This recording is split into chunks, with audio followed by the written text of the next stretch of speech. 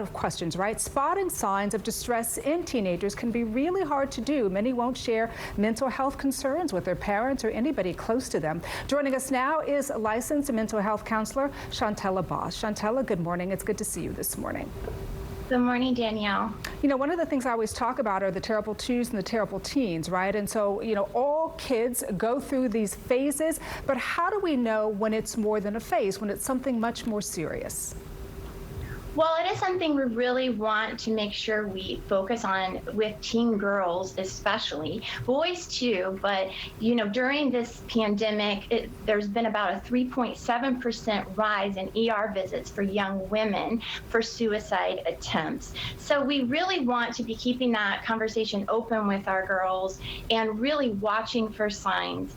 If, you know, obviously if they're depressed, they're going to have some maybe withdrawing behaviors from certain friends. Maybe they're spending times with friends that we are a little bit concerned about. They're getting involved in drugs or alcohol. Maybe they're dressing differently. They could have poor hygiene, not taking care of themselves, talking about death, fantasizing about death, kind of wanting to disappear or go away, saying these type of statements. So these are all things to look for, self-harming behaviors, all very concerning. But a lot of these things do happen in teenage girls around 12 to 17 because of the hormones changing and the pressures that they have on them. And you know, you mentioned it at the top, right? Suicide rates among teen girls did spike, of course, during the pandemic. And when we talk about these spotting these signs that we should look for in both teen girls and teen boys, you know, how do you know, Shantala, when it goes from, Mom, I'm not feeling good, I'm feeling a little depressed, and you're talking to your child, to maybe your child needing to talk to somebody else?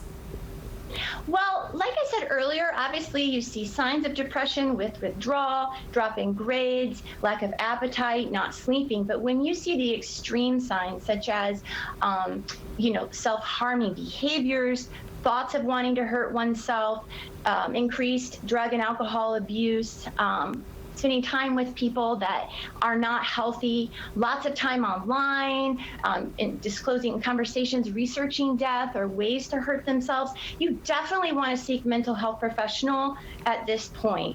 And if you feel like there are just a few signs of distress or anxiety, kind of monitor it. But a lot of times with teen girls, the reason that there is such a higher rate in attempts for teen girls is because that is actually a way that they're asking for help. It's kind of their way of expressing their vulnerability. Boys don't really do that the same way as girls do. Girls are more expressive emotionally.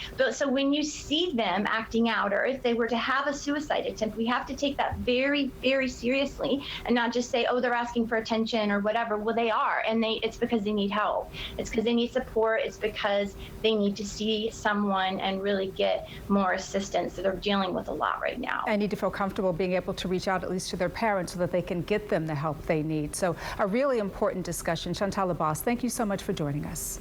Thank you for having me, Danielle. Amy. There is a new way